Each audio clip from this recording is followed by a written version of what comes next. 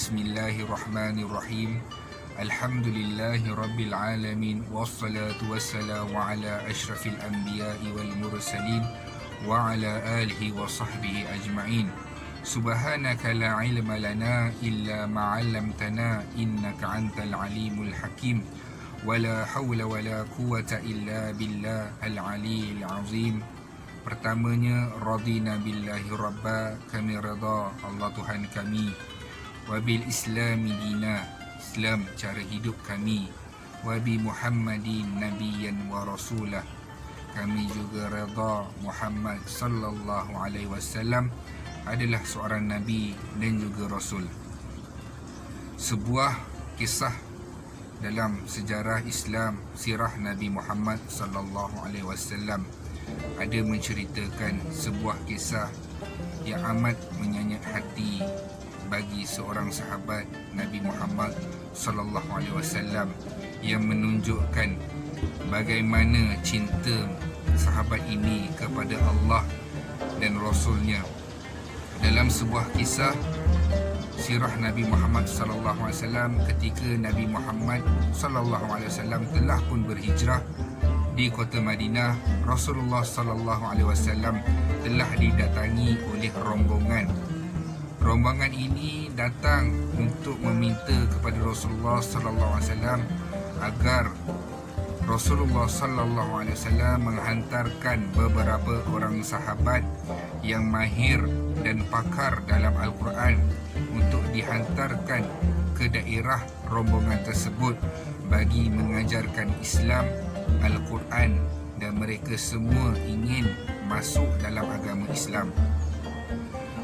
Mendengarkan berita tersebut, Rasulullah sallallahu alaihi wasallam sangat gembira.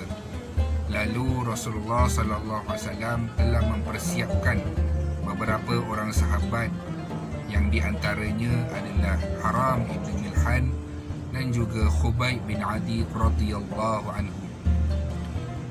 Mendengarkan berita tersebut, para sahabat pun bersiap menyediakan kelengkapan mereka, makanan, pakaian dan juga peralatan-peralatan musafir. Selalunya musafir yang jauh, para sahabat akan menggunakan unta sebagai pengangkutan. Sebab apa? Unta ni dia boleh bawa bekalan yang banyak dan juga kelengkapan yang banyak, dan dia sangat baguslah untuk perjalanan yang jauh, berbeza dengan kuda. Kuda mungkin kita akan gunakan untuk menghantar utusan-utusan untuk dihantarkan maklumat, tapi untuk musafir yang jauh, para sahabat akan menggunakan unta. Lalu para sahabat pun memulakan musafir mereka. Ketika para sahabat Rasulullah sallallahu alaihi wasallam berada di pertengahan padang pasir, mereka telah dikepung oleh hampir 200 tentera berkuda yang lengkap bersenjata mengepung mereka. Jadi para sahabat Nabi semuanya kehairanan. Mereka keluar bukan untuk berperang. Mereka keluar sebagai utusan kerajaan Madinah untuk pergi ke sebuah daerah bagi mengajarkan Al-Quran dan Islam. Tapi mereka telah dikepung. Ini membuktikan bahawa mereka telah dikhianati. Kerajaan Islam Madinah dan Rasulullah telah dikhianati. Mereka semua bukanlah nak datang untuk meminta agar mereka diajarkan Islam dan Al-Quran, tetapi mereka datang untuk membunuh dan mengkhianati. Mereka nak membunuh sahabat Rasulullah sallallahu alaihi wasallam dalam keadaan para sahabat semua tidak bersedia untuk berperang, dan jumlah mereka sangat sedikit berbanding dengan 200 tentera berkuda tadi. Jadi ada sebahagian sahabat ambil keputusan untuk lawan, dan ada sebahagian sahabat ambil keputusan untuk menyerah diri. Yang lawan kesemuanya syahid, sebab nak diikutkan 200 tentera berkuda menentang dengan puluhan orang musafir saja, dengan mereka tidak membawa kelengkapan senjata, lalu kesemuanya telah dibunuh. Cuma yang ada menyerah diri telah ditangkap. antara yang ditangkap adalah Khubayb bin Adi radhiyallahu anhu. Khubayb bin Adi ni dibawa ke Mekah untuk apa? Untuk dijual. Sebab apa? Daerah ni tahu kerajaan Mekah ni memang berdendam dengan Rasulullah, dengan sahabat Nabi Muhammad sallallahu alaihi wasallam. Lalu dibawa ke Mekah untuk dijumpakan dengan pembesar-pembesar Quraisy. Sampai di Mekah, ada seorang menteri Mekah, dia kata, aku nak beli Khubayb bin Adi. Sebab dahulu Khubayb bin Adi ni banyak membunuh ahli-ahli keluargaku pada perang yang lepas. Hari ini aku nak beli Khubayb bin Adi. Lalu Khubayb bin Adi ni pun ditangkap dan dibeli oleh menteri Mekah tadi tu. Dibeli oleh menteri Mekah bukannya untuk dijadikan hamba, tapi untuk nak dijadikan tawanan untuk dibunuh. Bukan untuk dijadikan hamba, dibeli untuk dibunuh. Ikutkan menteri-menteri Quraisy tu boleh sahaja nak bunuh Khubayb bin Adi ni pada ketika itu. Tapi punyalah geram dengan sahabat Nabi ni. Dia ditangkap dahulu dan dikurung. Sebab apa? Dia nak buat satu majlis besar-besaran hari pembunuhan Khubayb. Dia nak hinakan Khubayb bin Adi ni. Lalu sahabat Nabi nama Khubayb bin Adi ni pun dimasukkan di dalam penjara dahulu dan dijaga oleh seorang hamba perempuan yang bernama Jariyah. Dia menjaga bilik kurungan Khubayb bin Adi ni. Tidak diberi makanan dan juga tidak diberi minuman. Di dalam penjara tu, Khubayb bin Adi sentiasa mengulang-ulang Al-Quran, bacaan Al-Quran dia. Jariyah yang melihat keadaan tu, dia kata, aku tidak pernah melihat seorang tahanan yang lebih baik daripada Khubayb bin Adi. Dekat sini apa yang kita nampak adalah sahabat Nabi SAW walaupun ditangkap, dimasukkan di dalam penjara, dibelenggu, diikat kaki dan tangan, tetapi orang masih melihat dia sebagai seorang yang baik. Berbeza kita di akhir zaman ni, orang yang pakai kopiah, yang berjubah, orang lihat dia, orang kata dia jahat, dia ni jahat. Berbezanya kita dengan sahabat Nabi Muhammad SAW.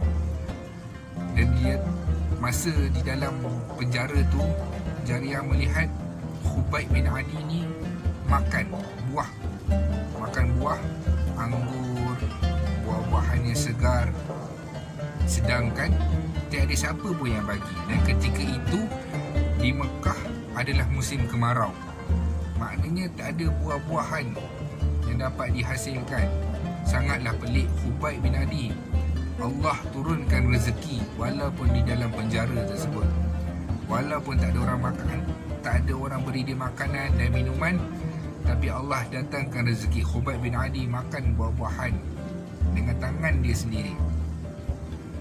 Sampailah satu ketika Menteri Mekah dah buat pengumuman, Khubayb bin Adi dibawa ke Tanaim. Sebab apa? Zaman jahiliah lagi, sebelum kedatangan Islam, orang tidak akan membunuh ataupun berperang di dalam Mekah.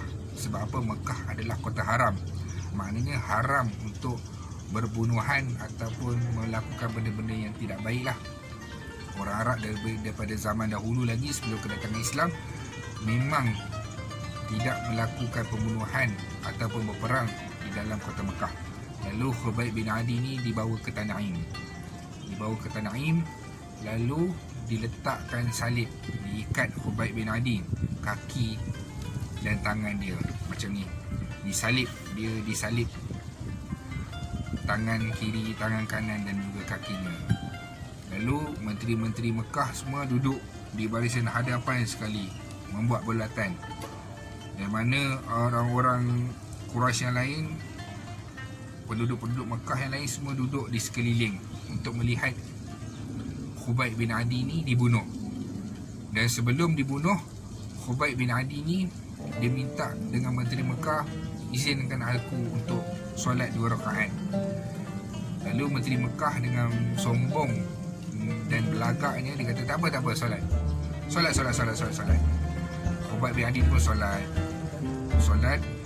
Kalau kita lah nak solat lama ke nak solat kejap, mestilah nak solat lama. Sebab apa? Ni nak kena bunuh ni. Selesai solat, Khubaib bin Adi kata, sengaja aku mempercepatkan solat aku supaya kamu tidak menyangka yang aku takut untuk bertemu dengan kematian. Lalu Khubaib bin Adi pun diikat dalam bentuk salib. Kaki kiri dia diikat, kaki kanan dia diikat, tangan kiri, tangan kanan dia diikat. Kemudian dia dibunuh. Dia dibunuh dengan cara yang amat tersiksa. Dia dibunuh, dipotong dahulu tangan kanan dia. Lalu darah pun memancut-mancut. Kalau orang potong tangan dahulu, dia tidak akan mati terus, dia akan tersiksa. Jadi darah tu akan keluar.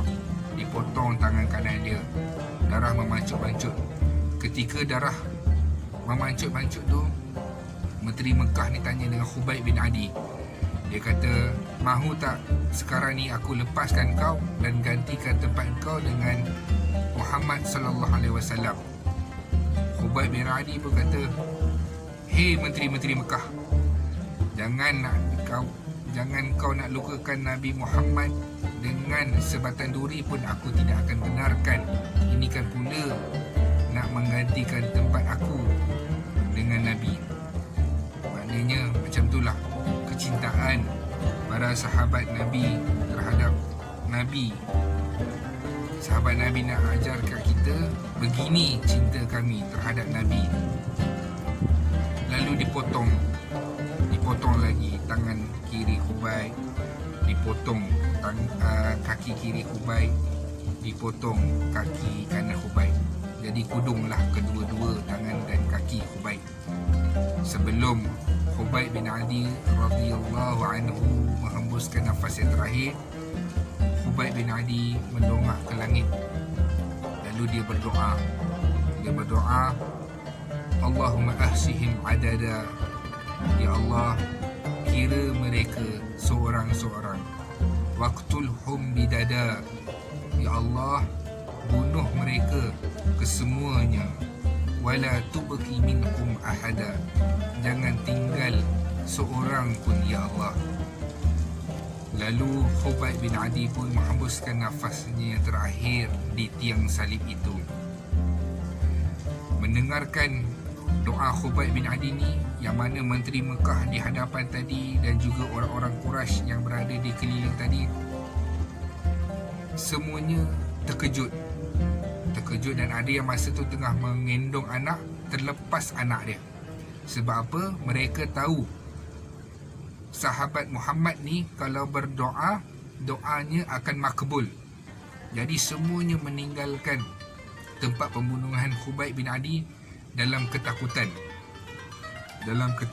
dan keresahan sebab mengenangkan doa yang dibacakan oleh Khubaib bin Adi. Lalu berita tentang kematian Khubaib bin Adi ni sampai di telinga Rasulullah sallallahu alaihi wasallam di Madinah. Nabi sangat sedih. Nabi mengarahkan para sahabat untuk pergi ke Tanaim untuk ambil jenazah Khubaib bin Adi. Sahabat yang daripada Madinah ni pun pergi sampai ke Tanaim, tak jumpa mayat Khubaib bin Adi ni. Dekat tiang salib pun tak jumpa. Lepas tu sahabat Nabi ni tanya dengan sahabat-sahabat yang berada di Mekah yang tak hijrah, yang merahsiakan keislaman dia. Tanya dengan sahabat-sahabat ni, kata, tak, kami tak ambil pun jenazah Khubaib bin Adi, dia masih berada di situ. Kami tak ambil, tak ada siapa pun ambil. Jenazah Khubaib bin Adi memang ditinggalkan di situ. Lalu sahabat Nabi ni pun balik pulang ke Madinah, menceritakan yang mereka tidak menjumpai jasad Khubaib bin Adi ni.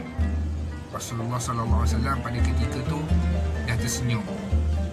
Maknanya Rasulullah sallallahu alaihi wasallam dah tahu berita ke mana perginya jenazah Khubaib bin Adi ni. Rasulullah sallallahu alaihi wasallam berkata, la bas, dafanatuhul malaikah. Jenazah Khubayb bin Adi ni, Rasulullah kata tak apa, sesungguhnya malaikat telah menguruskan jenazah Khubayb bin Adi yang syahid di tiang salib tu, yang telah dipotong tangan kanan dia, tangan kiri dia, bukannya terus dibunuh. Maknanya Khubayb bin Adi ni mati dalam keadaan tersiksa. Dipotong dulu tangan kanan, dipotong tangan kiri, dipotong pula kaki kanan, dipotong kaki kiri, sampailah beliau syahid, mati dalam keadaan memperjuangkan Islam dan mempertahankan Rasulullah sallallahu alaihi wasallam. Jadi beginilah cinta para sahabat terhadap Rasulullah sallallahu alaihi wasallam yang Nabi sangat memuji. Nabi puji iman yang terbaik adalah iman para sahabat-sahabat, kemudian para tabi'in, kemudian para tabi'in. 4 zaman yang Rasulullah sallallahu alaihi wasallam puji daripada segi keimanannya. Semakin jauh kita dengan zaman Rasulullah sallallahu alaihi wasallam, semakin hilang iman itu, semakin berkurang. Dan kita pun mendengarkan kisah-kisah iman para sahabat dahulu, kita dapat memikirkan ini mungkin hanyalah cerita-cerita dongeng sahaja. Tapi begitulah tahap keimanan para sahabat radhiyallahu anhu.